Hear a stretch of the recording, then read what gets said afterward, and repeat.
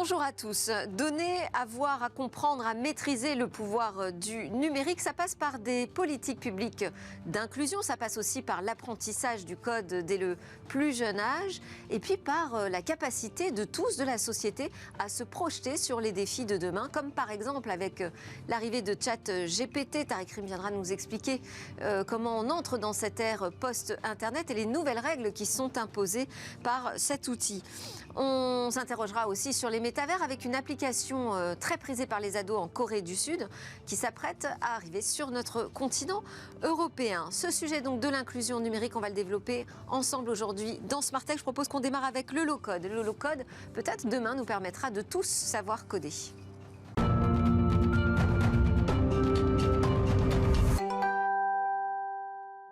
Alors, nous sommes sur le plateau de Smart Tech en bonne compagnie avec Julie Jacob, fondatrice et dirigeante de Jacob Avocat. Merci beaucoup d'être venue ce matin, d'autant plus que la personne qui devait venir avec vous nous a abandonnés à la dernière minute. On devait adresser ensemble ces enjeux autour de la protection de l'enfance sur Internet.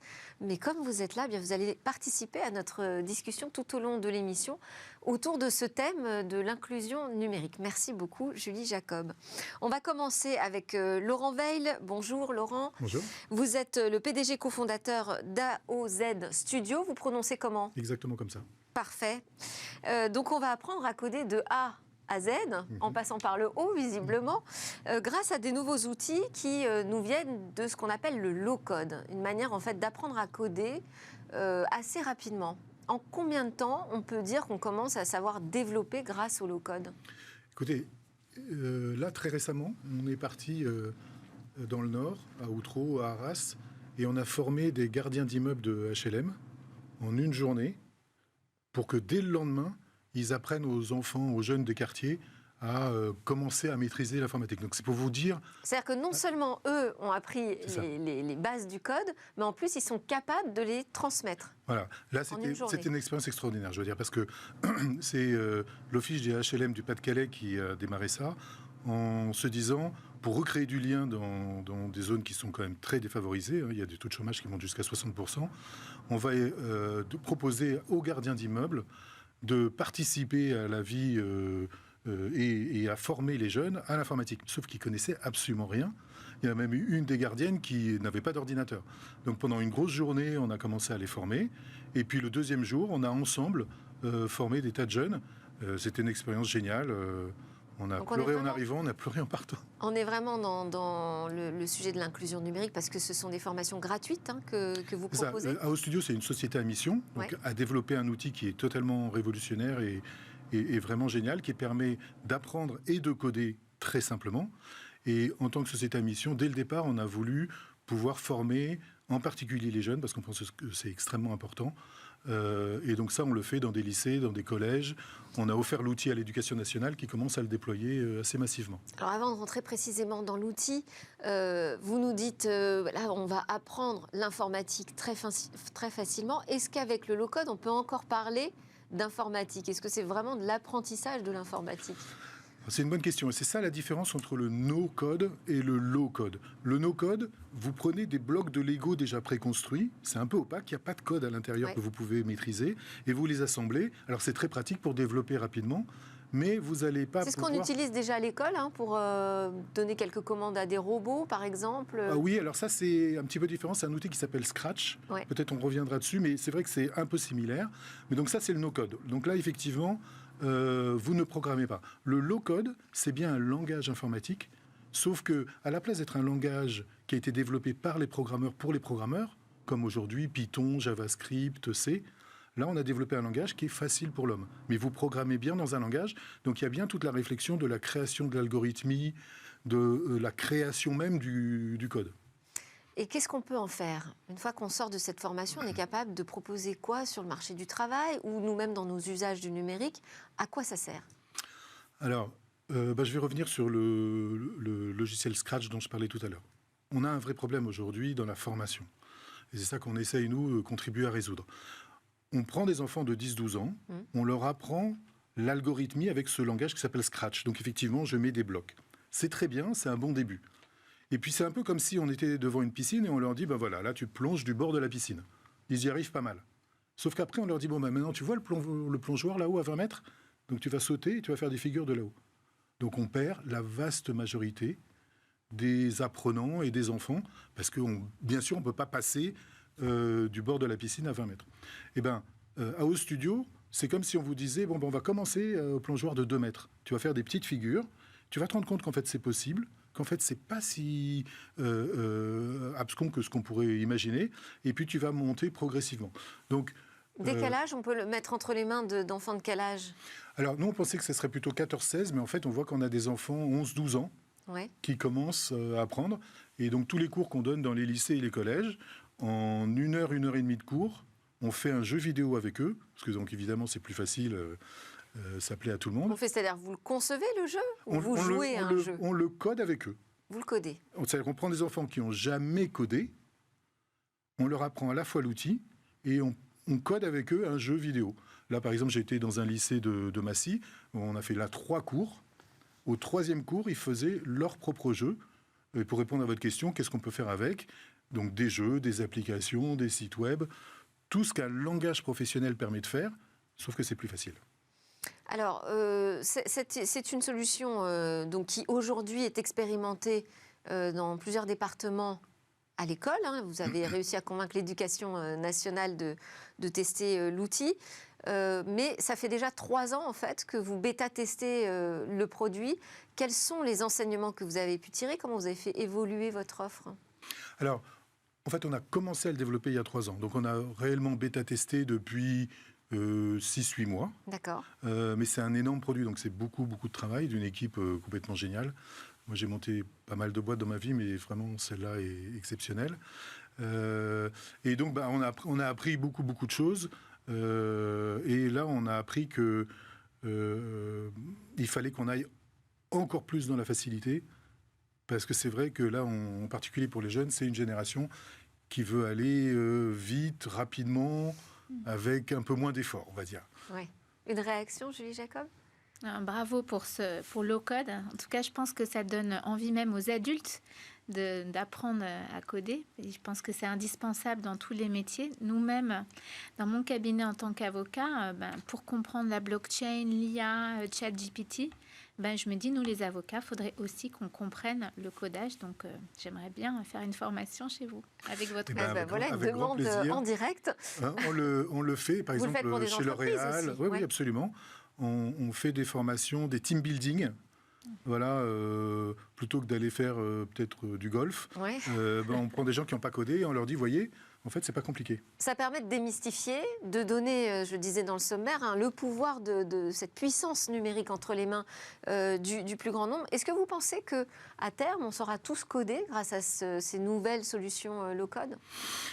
En tous les cas, à terme, on pourra tous coder et s'ajoute à ça la nouvelle composante qui est l'intelligence artificielle, donc on parlera probablement, qui révolutionne beaucoup de métiers. On pensait que ça allait bouleverser l'école bleue, mais en fait c'est l'école blanche que ça bouleverse. Je veux dire, les programmeurs, les journalistes, les avocats, les comptables, les juges, c'est tous ces métiers-là qui vont être incroyablement impactés. Et donc, moi je dis qu'il ne faut pas forcément savoir programmer, mais à minima, il faut faire les efforts pour essayer de comprendre comment ça marche.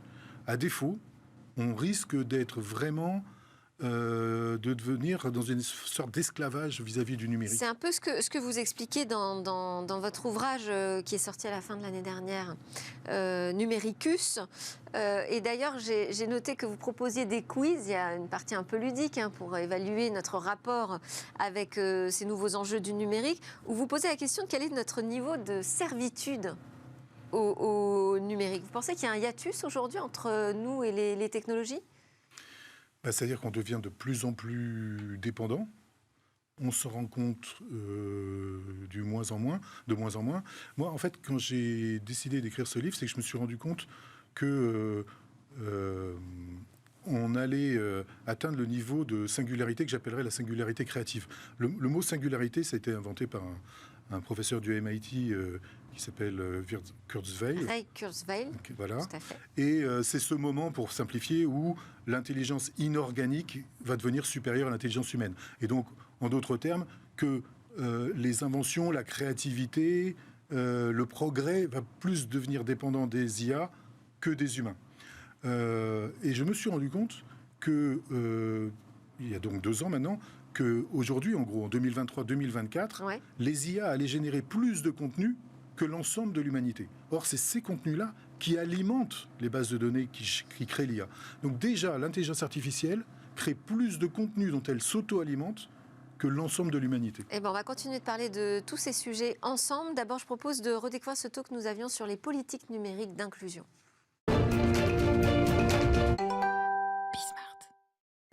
Alors, l'inclusion numérique, c'est le sujet à la une de ce Tech Talk. Comment améliorer nos politiques publiques pour ne laisser personne à l'écart de ces transformations des services publics, des démarches administratives, mais aussi du marché de l'emploi. On a un indicateur d'une fracture qui existe, qui est bien là à travers le tout récent baromètre du numérique publié et dévoilé par Bercy. Et puis, on sait aussi que l'inclusion, c'est l'un des 3 thèmes prioritaires du volet numérique du Conseil pour la refondation. Donc, on va explorer ce thème ensemble avec Jean-Baptiste Mananti. Bonjour à nouveau. Bonjour. Vous êtes en charge des relations avec les élus et les organisations territoriales au sein du secrétariat général du Conseil national du numérique. Je rappelle que le CNUM, c'est une commission consultative placée auprès du secrétaire d'État chargé de la transition numérique et des communications électroniques.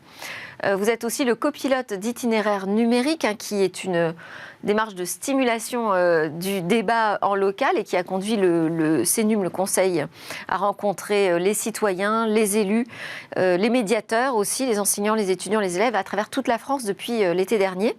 Et précédemment, vous étiez rapporteur pour le CNUM. Vous avez notamment piloté, je vais signaler celui-là, les travaux, la réflexion sur le numérique en santé et aussi sur celui relatif à la transformation de l'État.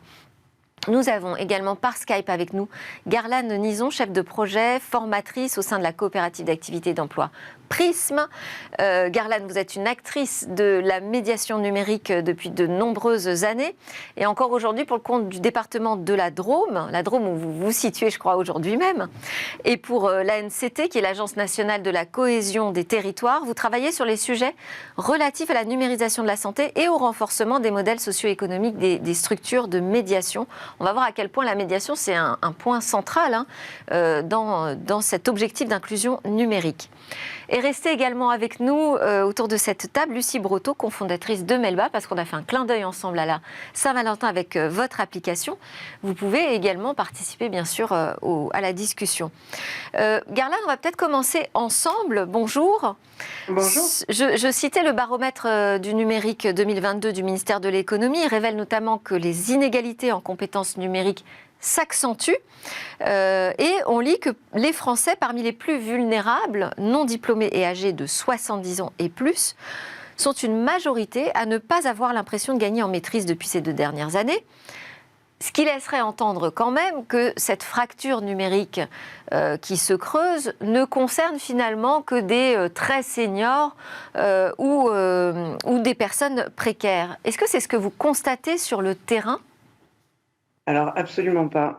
Moi, il me semble justement que la fracture numérique, elle peut concerner tout le monde et qu'on a souvent tendance à avoir des clichés un petit peu qu'effectivement, c'est les seniors et les précaires qui maîtrisent pas le numérique. Or, on est tous potentiellement à un moment donné en risque de fracture numérique. Je m'explique. C'est quoi aujourd'hui être à l'aise avec le numérique quand on estimait avant le confinement qu'il y avait à peu près 13 millions de Français en difficulté avec le numérique, donc les chiffres de l'ANCT. Post-confinement, le Sénat a réétudié la question et est monté à 19 millions. Pourquoi ? Parce que ce qui semblait être des usages classiques avant le confinement était devenu, ce qui semblait être exceptionnel avant le confinement était devenu classique pendant le confinement. Et pareil au niveau du débit, ce qui nous semblait être suffisant, parce qu'éventuellement on allait sur Internet pour faire notre déclaration d'impôt, quand il a fallu avoir les enfants à l'école, à la maison et faire du télétravail, le débit était plus le bon. Moi, je m'interroge aussi sur quelle est la notion même de fragilité numérique. Aujourd'hui, est-ce que c'est essayer de se débrouiller, ce qui est déjà très bien, d'être autonome sur les usages, sur les déclarations d'impôts, sur toutes les démarches administratives et l'accès aux droits, ou est-ce que l'autonomie numérique, c'est aussi pouvoir décrypter un petit peu tout ce qui se trame autour de cette société de l'information, de la numérisation de la société, tous les enjeux qu'il y a derrière. Je ne suis pas sûre qu'on ait toute la population, moins 13 ou 19 millions de Français, qui maîtrisent ce qu'est l'interopérabilité, la portabilité, la souveraineté, etc. Donc c'est des sujets qui sont tellement variés et divers qu'effectivement on peut se poser la question de quand est-ce qu'on est en fragilité numérique ou pas, et qu'on l'est potentiellement tous à un moment donné, je crois. Voilà, donc merci beaucoup. Donc on sort du cliché quand même sur cette fracture numérique. Aujourd'hui, l'accélération de toute sa numérisation de la société et des services publics nous confronte tous à un moment ou à un autre à une fragilité, comme vous le signalez, Garland. Jean-Baptiste, vous revenez d'une semaine de déplacement en région Grand Est pour itinéraire numérique dont j'ai parlé. Qu'est-ce que vous avez entendu, vous, sur le terrain en région ? Déjà, il y a ce sujet, mais Garland en parlait, du fait que c'est pas juste une question de démarche ou de dématérialisation. Et vous le disiez, c'est vrai qu'on en a eu un bon exemple tout à l'heure, le numérique est partout dans nos vies, que ce soit au travail, que ce soit quand on s'occupe de sa santé, que ce soit au niveau de la culture, de l'éducation, voire même de l'intime. Et donc effectivement, qu'il y a ce besoin de pouvoir diffuser une culture numérique qui soit particulièrement large au sein de la société, qui ne soit pas juste la maîtrise des outils, mais la compréhension de tout ça. Et donc c'est ce qu'on essaye de porter aussi comme message, donc avec ces débats sous l'initiative Itinéraire numérique.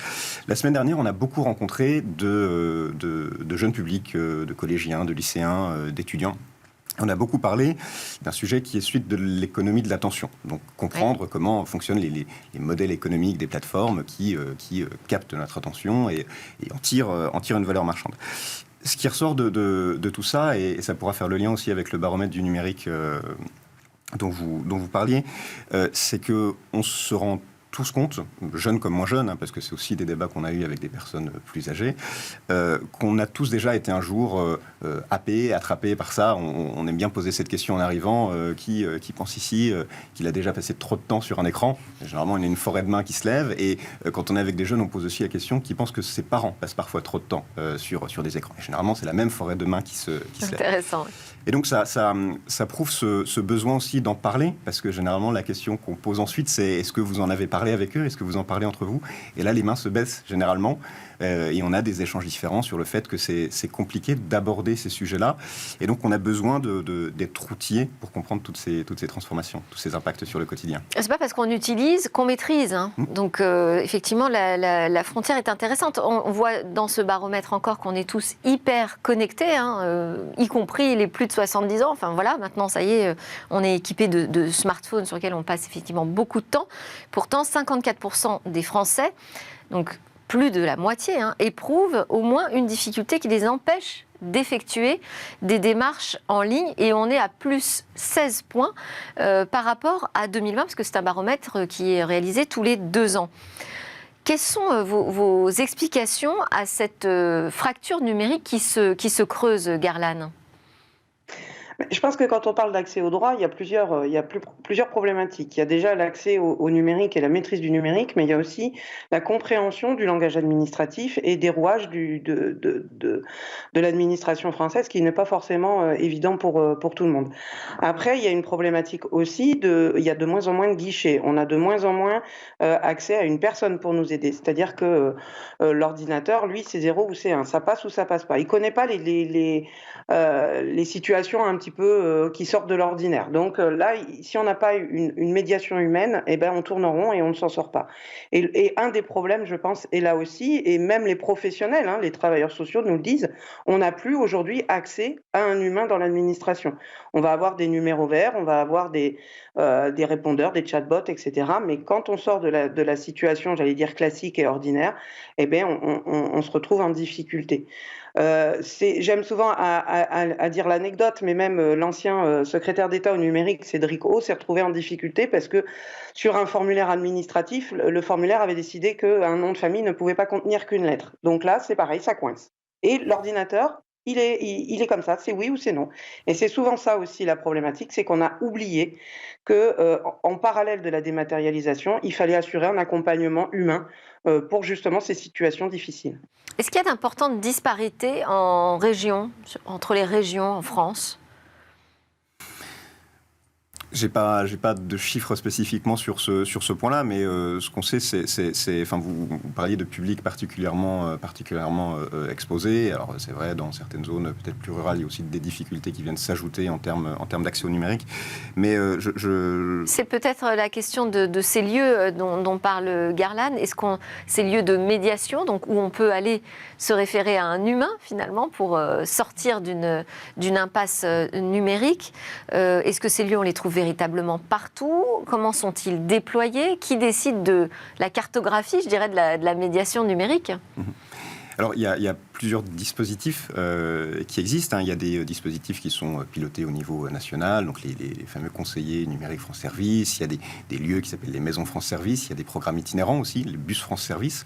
Mais il y a aussi tout un réseau, un énorme réseau d'acteurs de la médiation qui ne sont pas forcément liés à l'État, qui sont des structures locales, parfois associatives, parfois sous forme de tiers-lieux, et qu'on a eu beaucoup la chance de pouvoir rencontrer dans l'organisation de cette démarche et de ces débats, puisque l'idée c'était vraiment de pouvoir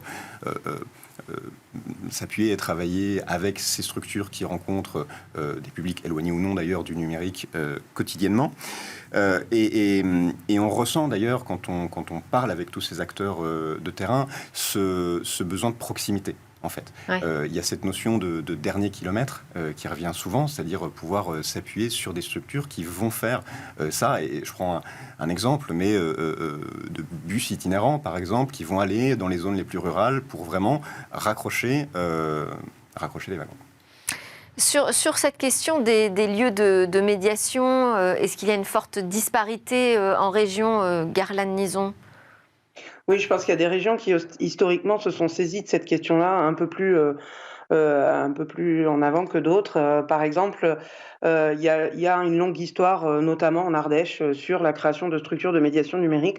En Auvergne-Rhône-Alpes, c'est assez aussi ancien, et l'arrivée des conseillers numériques France Service a permis effectivement à des territoires de se saisir de ces questions-là. Après, c'est compliqué parce qu'il y a eu une période où on considérait que les gens étaient équipés, savaient faire.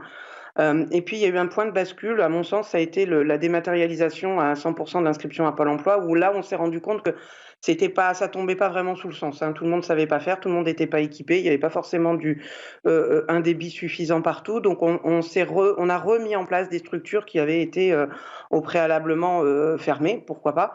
Mais effectivement, vous avez une disparité assez forte sur le territoire que l'État essaie de combler avec les dispositifs CNFS, Établissement France Service et autres, mais il y a des historiques qui sont très différents. Par exemple, en Drôme, là où je suis, c'est une politique qui est vraiment volontariste depuis plus de 15 ans, avec un soutien du département très fort aux structures, parce qu'il y a aussi une problématique de modèle économique, puisqu'il y a du renvoi vers, mais il n'y a pas forcément les financements qui vont avec pour pouvoir soutenir ces structures-là, avec des gens qui sont extrêmement polyvalents à l'intérieur, qui vont vous accompagner à la fois sur vos pratiques manipulatoires, votre accès, l'accès aux droits ou les questions relatives à l'éducation, l'impact des réseaux sociaux, etc., etc.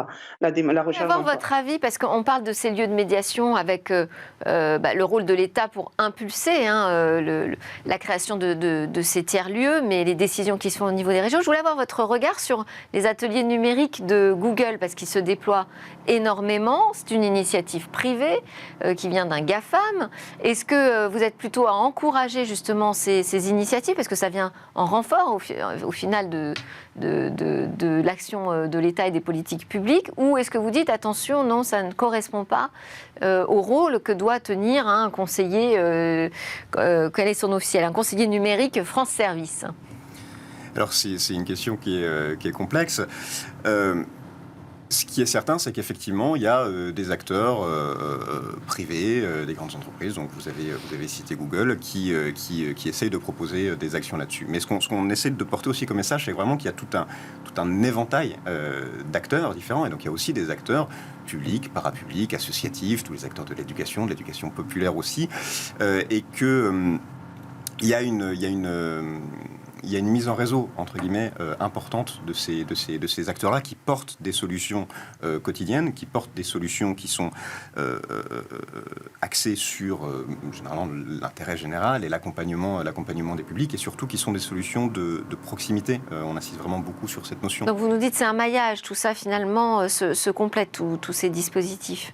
Garland Nison, vous pouvez réagir aussi à cette question, mais j'en avais une autre également sur la question de la dématérialisation des services publics. Est-ce qu'il faut continuer au même rythme? Est-ce qu'on peut accélérer ou est-ce qu'il faut freiner? Alors, je vais du coup répondre aux deux questions, si vous le permettez. Moi, il me semble que si on demande à Google d'assurer l'accès aux droits des citoyens, on aura loupé quelque chose. Est-ce que Google est le mieux placé, ou n'importe quel autre GAFAM, en ce qui concerne la neutralité vis-à-vis des outils ou la protection des données personnelles? J'ai quelques doutes. Maintenant, effectivement, s'il n'y a rien d'autre, il n'y a rien d'autre, mais ce serait bien que ce ne soit pas au détriment des acteurs existants. Par rapport à la dématérialisation, pour moi, il me semble que la question n'est pas la dématérialisation en tant que telle, c'est quel accompagnement on propose aux usagers, comment on les aide à justement s'approprier ces outils, alors les outils de base et les outils d'accès aux droits, et comment est-ce qu'on réfléchit aussi à ne pas, on va dire, rendre en PDF ce qui était en formulaire papier. C'est comment on essaie d'être plus efficace et d'éviter d'avoir à ressaisir en permanence des outils, et surtout comment est-ce qu'on assure un plan B, c'est-à-dire qu'il y a des gens qui ne veulent pas, qui ne peuvent pas, il y a la question de l'illettrisme, c'est 7% en France, il y a la question des gens qui ne maîtrisent pas la langue, et on les fait perdre en autonomie, donc il y a toujours cette question de comment est-ce qu'on trouve un plan B, quoi. Quelle est la vision du CNUM sur ce sujet de l'inclusion numérique par rapport à l'accélération de la digitalisation de nos services publics ? Le terme d'accélération, c'est le bon, parce que tout ça est allé effectivement très vite. On peut tirer une analogie avec l'écriture. Par exemple, l'écriture a été inventée il y a des millénaires. On a des siècles de politiques publiques qui vont être liés à sa diffusion. Et pourtant, on a aujourd'hui toujours une part de la population qui est en situation d'illettrisme. Et pour le numérique, on a une révolution d'une ampleur phénoménale. On l'a vu, ça touche tous les pans de la vie. Et c'est des technologies qui n'ont entre guillemets que quelques décennies. Donc évidemment, on est allé très vite là-dessus et on a besoin de ce temps d'adaptation. Il faut freiner, il faut ralentir un peu sur la digitalisation des démarches administratives, par exemple ? Je ne sais pas si le sujet, c'est de freiner. Il y a un sujet d'accompagnement. Vous avez un thème, un mot qui revient souvent dans les échanges qu'on a avec des citoyens dans le cadre d'itinéraires numériques qui nous parlent de ces sujets-là, de la dématérialisation, c'est est-ce qu'on a encore le choix ? On a plusieurs fois eu ces questions-là qui nous ont été posées par des citoyens, et c'est une question qu'on se pose effectivement encore aujourd'hui. Donc peut-être l'idée de garder le choix, en tout cas de garder cette médiation humaine. Une réaction, Lucie Breteau ? Oui, ce que je veux dire, c'est que le sujet spécifique de la numérisation des services publics, il touche en fait tout le monde, parce qu'on a beau être totalement à l'aise avec tout un tas de sujets dans le numérique. Quand on parle notamment, je sais pas, de Pôle emploi, on peut avoir ce stress de la partie publique, d'avoir peur de se tromper. Donc je pense que ça va au-delà de est-ce que j'ai accès ou non à Internet, à un téléphone, est-ce que je m'y connais. Quand on parle de service public, on peut avoir un stress supplémentaire de... Les démarches, ça peut faire peur, absolument. Et c'est là où, oui, effectivement, donc cette fracture numérique, en fait, elle n'existe que virtuellement en termes de type de population. Tout le monde, aujourd'hui, est concerné par ces questions. Garland, on va juste terminer pour une dernière question pour vous. Je voulais vous demander quels étaient les premiers enseignements, peut-être que vous pouvez tirer déjà de votre étude sur les modèles économiques des structures d'accompagnement des publics au numérique. Alors pour la question des modèles économiques, s'il n'y a pas un financement, aujourd'hui vous avez deux types de structures. En gros, celles qui sont à 50% financées par le privé et par le public, et sinon c'est celles qui sont financées à, on va dire, 95% par le public. Aujourd'hui, on a un vrai problème de stabilisation de ces structures et surtout des emplois et donc des compétences. Vous avez souvent des structures qui ont des difficultés financières et qui ne fonctionnent souvent par des appels à projets, donc avec une visibilité très courte, avec des questions de trésorerie qui sont très difficiles, et donc qui ont du mal à signer autre chose que des contrats parfois précaires. Et donc on a besoin de stabiliser les compétences, parce qu'un médiateur numérique, il va être compétent en technique, en pédagogie, en service public, en éducation, il va être extrêmement compétent, et pour pouvoir asseoir ces compétences-là, il faut du temps. Donc il faut que les structures puissent voir sur le long terme. Donc moi j'appelle de mes vœux qu'on sorte un petit peu de l'idée d'appel à projet, qu'on soit plus dans une vision sur le long terme avec des conventions d'objectifs et de gestion, pourquoi pas avec des appels à commun pour essayer de ne pas mettre les structures les unes en concurrence par rapport aux autres, parce que quand il y a un appel à projet, il y a une enveloppe qui de toute façon est finie à un moment donné, donc il y a des concurrences sur les territoires, alors qu'il y a un tel chantier, vu l'ampleur du chantier, il y a de la place pour tout le monde, il me semble. Donc il y a une vraie difficulté financière de ces structures. Il faut aussi arriver à mettre autour de la table des acteurs plutôt privés qui bénéficient indirectement des actions de médiation numérique. Je pense par exemple à tous ces services qui sont dématérialisés, qui ne relèvent pas du service public, mais je pense aux mutuelles, aux assurances, etc., qui indirectement bénéficient de l'action de la médiation numérique. Si quelqu'un ne sait pas faire sa démarche, effectivement, c'est un problème. Donc il va se tourner l'effet guichet, là où il y a de la lumière, et c'est souvent dans la structure de médiation numérique qu'il va trouver sur son chemin. Donc, il va falloir que tout le monde prenne sa part aussi. Si on dématérialise, on ne peut pas y avoir de dématérialisation sans accompagnement, et donc financier. Et donc financier, et bon, ça pose toujours la question de la manière dont on utilise les enveloppes de l'État. Peut-être juste un dernier mot sur donc ce Conseil national de la refondation qui a fait de l'inclusion l'un de ses 3 thèmes prioritaires. Si vous deviez avoir une phrase pour nous dire sur quoi il faut absolument avancer, Jean-Baptiste. Alors je vais peut-être vous décevoir, mais les travaux sont encore en cours, hein, donc dans le cadre de ce CNR qui est porté donc par l'ANCT, l'Agence de cohésion des territoires et la MEDNUM, et donc dont les conclusions seront rendues au printemps. Donc on en saura plus à ce moment-là. Donc bon, vous voulez pas partager avec nous une petite piste, c'est pas grave, on vous réinvitera plus tard dans ce cas. Merci beaucoup à Garland Nison qui était avec nous, connectée depuis la Drôme, consultante en inclusion numérique. Merci à Jean-Baptiste Mananti, Conseil national du numérique, qui reste avec nous en plateau, et Lucie Breteau de Melba. Et voilà, c'était notre Tech Talk sur l'inclusion numérique. On va se retrouver juste après la pause. Cette fois, on va parler de ChatGPT, comment il nous propulse dans cette post-modernité et impose de nouvelles règles.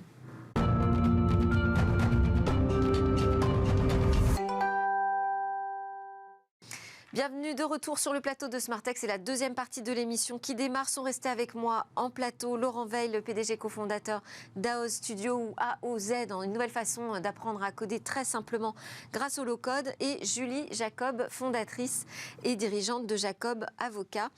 Nous accueillons avec grand plaisir Tariq Krim, fondateur de codesouverain.fr. Bonjour Tariq. Bonjour. Aujourd'hui, tu vas nous parler donc de ChatGPT. C'est le sujet à peu près qu'on aborde tous les jours, mais là, tu vas nous expliquer pourquoi ça nous projette dans une post-modernité. Quelles sont ces nouvelles règles finalement que nous impose l'outil? Je te laisse développer ton argumentation. Ouais. En fait, maintenant, ça fait quoi 2, 3, 4 mois qu'on a cet outil, et on ne sait toujours pas grand-chose, hein. On ne sait toujours pas combien ça coûte, on ne sait toujours pas qui le modère, comment on le développe. Au départ, OpenAI devait être une plateforme ouverte, et désormais, Sam Altman, le fondateur, explique que finalement, on va garder tout ça très fermé. Mais moi, il y a trois idées qui me... Parce que sur le combien ça coûte, on sait que ça va être intégré dans les offres de Microsoft. Ça, c'est déjà Pour une l'instant, info. ce qu'on sait, c'est que le coup de génie de marketing de Microsoft, c'est d'avoir investi énormément d'argent. Depuis 2-3 mois, on ne parle que d'eux. Ouais. D'ailleurs, il y a une offre, un nouveau produit toutes les semaines, à tel point d'ailleurs qu'on ne sait même pas où aller. Récemment, une amie me demandait comment faire, sur quelle version je vais. Et c'est d'ailleurs suite à cette conversation avec elle que j'ai eu 3 enseignements. Le premier, c'est que fondamentalement, le modèle de l'IA générative, parce qu'on parle de ChatGPT, mais l'IA générative en général sera un modèle payant. C'est l'Internet Premium, en fait, d'une certaine manière. On est entré en fait dans une phase où finalement, pour avoir accès à la connaissance, au savoir, il faut payer le reste, la version dégradée, publicitaire, les réseaux sociaux. Ce que parfois les gens appellent les égouts de l'Internet, ça sera gratuit. C'est parce qu'on discutait ensemble de ces sujets de l'inclusion numérique. Donc là, tu nous dis, l'arrivée de ces IA génératives, là, c'est à nouveau une fracture qui va se créer Absolument. au sein de la société. Mais déjà, par le modèle économique, on a 2 types d'intelligence artificielle. La première, historiquement, qui a fait la fortune Google, c'était le ranking. Et maintenant, on est dans des modèles de langage, donc des modèles qui sont extrêmement coûteux à maintenir, à exécuter. Alors, il y aura peut-être des progrès, mais pour l'instant, on ne sait pas parce que les données, les paramètres ne sont pas très clairs. Et puis l'autre chose qui est fascinante, c'est qu'aujourd'hui, on nous parle beaucoup de pourquoi utiliser ChatGPT, ça peut faire le travail à ma place. Bon, ça c'est toujours un peu naïf d'entendre ça, mais on peut... Mais ce que je trouve fascinant dans ces modèles, c'est le raisonnement, c'est l'argumentation. C'est que beaucoup de gens, en fait, n'ont pas appris ou ne savent pas argumenter, ne savent pas produire une argumentation, ou n'ont pas forcément les compétences cognitives parce qu'elles ne sont pas dans des environnements où l'argumentation est toujours essentielle, comme par exemple un homme politique ou un avocat. Et là, j'étais assez stupéfait. Une amie m'appelle, me dit « Je veux absolument utiliser ChatGPT ». Je lui dis « Pourquoi ?» Elle n'est absolument pas dans cet univers de la technologie.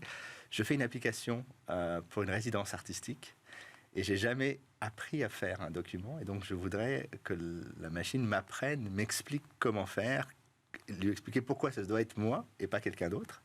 Et donc, en fait, il y a une chose qui est très intéressante, qui va être un peu le débat. Est-ce que ces outils vont amplifier les compétences de gens qui savent déjà argumenter, structurer leur pensée, ou est-ce qu'elle va recréer un niveau, en fait, pour des gens qui n'ont pas forcément ces compétences et qui pourraient, on pourrait imaginer, un ouvrier écrire dans le style d'un énarque les raisons pour lesquelles son entreprise doit être repensée. Oui, pour pitcher son produit, effectivement, ça peut être tout à fait efficace. Et peut-être que, parce que tu dis, poser la question, c'est un peu naïf, de est-ce que ça va remplacer certaines professions, mais aujourd'hui, il y a des boîtes qui font appel à des plumes pour rédiger leurs argumentations, leurs pitchs, leurs dossiers. Absolument. Et d'une certaine manière, je crois que c'est vraiment ça qu'on est en train... Alors après, il y a un danger parce que l'argumentation, c'est quelque chose de très culturel. La manière d'argumenter en France, on en avait déjà parlé, ou en Europe, n'est pas la même que celle qu'on utilise aux États-Unis. La façon dont on va définir le langage, donc la pensée, donc la culture, est très différente. Mais c'est vrai qu'aujourd'hui, ce qu'on voit à travers cette demande, c'est effectivement... tous les cours qui étaient les plus importants en éducation, à savoir les dissertations, la capacité d'apprendre à se concentrer, à être avec soi-même pour savoir ce que l'on pense vraiment d'un sujet, quel qu'il soit, la capacité de faire une argumentation, contre-argumentation, ce sont des choses qui sont passées à l'as finalement, qu'on a parfois peu utilisées et désormais on découvre aussi que dans un monde qui est très bureaucratique, où il faut des dossiers, remplir des formulaires en permanence, ces outils vont devenir essentiels pour certains qui n'ont pas forcément la capacité. Troisième point que tu voulais développer aussi, c'est ces produits sont pensés par et pour les big tech. Ce que je vois aujourd'hui, il y a à peu près 500 boîtes qui lancent des projets autour de l'IA générative, plus ou moins autour de ChatGPT. Alors, soit en utilisant les modèles de ChatGPT, soit en utilisant des modèles alternatifs. Mais fondamentalement, déjà, je pense que dès qu'on court après une innovation technologique comme celle-ci, déjà, toutes les boîtes, là, la plupart, les produits ne servent à rien, ou ne serviront à rien. Pour l'instant, on est vraiment dans la réaction. Puis il y a une chose qui est fascinante, c'est qu'on a vu quand les réseaux sociaux se sont construits, ou quand même Google ou les grandes plateformes de cloud se sont construites, c'est que dès que tu as un peu d'innovation à la marge, il suffit de 2 équipes chez Microsoft ou chez Google pour recopier, innover, copier tes idées. On l'a vu aussi avec Apple, puisque tous les produits un peu innovants sur l'iPhone ont été peu ou prou intégrés à l'intérieur du produit. Et donc, effectivement, une des questions que je me pose, c'est quelle va être l'alternative à ce genre de modèle? Et il n'y en a qu'une seule, en fait. Il faut être l'alternative absolue. C'est-à-dire que si tu es une big tech avec un modèle de type large language, le modèle LLM fermé, il faudra des modèles d'IA personnels et donc permettre aux gens de mettre à l'intérieur de ce petit appareil, qui a quand même une puce extrêmement puissante, des outils d'intelligence artificielle personnelle. Et donc se pose la question, à mon avis, qui sera la question la plus intéressante, c'est est-ce que l'IA est un outil global qui essaye d'englober la totalité du savoir, qui essaye de répondre à tout le monde, pas toujours très bien, ou est-ce que chacun d'entre nous disposera d'une intelligence artificielle personnelle qui s'intègre à notre contenu, qui nous connaît, qui est contrôlé par nous, et là se posera en fait, la question essentielle de savoir qui va contrôler cette Internet du futur. Est-ce que ce sont des gros acteurs qui nous font payer des abonnements, ou est-ce que ce seront des modèles libres open source que l'on peut installer sur ces machines, et seul ça l'avenir nous le dira. Une réaction très rapidement, Laurent ou Julie? C'est sûr que ChatGPT aujourd'hui fait partie du quotidien de beaucoup. Nous-mêmes, on a eu une demande au cabinet de corriger des conditions générales et des règlements de jeu rédigés par ChatGPT. Ouais. Donc ça, c'est la première fois qu'en tant qu'avocat... Ça vous donne un nouveau travail. Un nouveau business. Voilà. Ouais. On corrige ce que nous préparent nos clients. Donc c'est une base, mais quand même, il faut attirer l'attention sur le fait qu'il faut que ce soit corrigé, updaté, c'est pas mis à jour du tout, surtout sur l'aspect réglementaire. Et comme tu le disais, Tariq, l'aspect culture, il est essentiel. La sensibilité est différente. Merci beaucoup, Julie Jacob. Merci, Tariq Krim, codesouverain.fr. On termine avec notre chronique Où va le web. Je ne sais pas si vous connaissez Zepeto, ça vient de Corée du Sud. Les ados en sont dingues, ça arrive en Europe. Dans le monde du métavers, c'est l'application immanquable du moment, Zepeto. Si vous ne connaissez pas, vos grands-enfants, eux, la connaissent sûrement. C'est une sorte d'ovni du Web3, un mélange de monde virtuel, de réseaux sociaux type Instagram ou encore de gaming. Votre avatar peut se balader et échanger avec d'autres avatars dans le monde entier. À la manière des Sims, vous pouvez même le mettre en scène dans des décors créés par vous. Car oui, c'est bel et bien la force de Zepeto, ces avatars uniques et personnalisables à l'infini, de la forme de votre nez aux vêtements, en passant par le teint de votre peau ou votre coiffure. Tout est extrêmement précis. C'est ce qui plaît d'ailleurs aux jeunes femmes. 70% des 15 à 20 millions d'utilisateurs quotidiens sont en réalité des femmes entre 13 et 25 ans. Alors évidemment, tous ces changements de look ne sont pas gratuits. Zepeto compte de plus en plus dans ses rangs de nombreuses marques de luxe comme Gucci ou Dior, et le moindre changement de tenue ou d'accessoires coûte donc des coins. L'application met même à disposition un système d'échange contre de vrais euros. Un business model efficace, une réputation qui tient la route. Tout semble fonctionner aujourd'hui pour cette application lancée en 2018 en Corée du Sud. Elle est aujourd'hui considérée comme un concurrent de taille pour Meta, d'autant plus que la plateforme s'attaque désormais au continent européen et aux États-Unis. Ouais, je connais bien. Était présente sur le plateau de Smart Tech aujourd'hui Laurent Weil, PDG cofondateur d'AOZ Studio, Julie Jacob, fondatrice dirigeante de Jacob Avocat, et Tariq Krim, fondateur de codesouverain.fr. On se retrouve demain pour de nouvelles discussions sur la tech.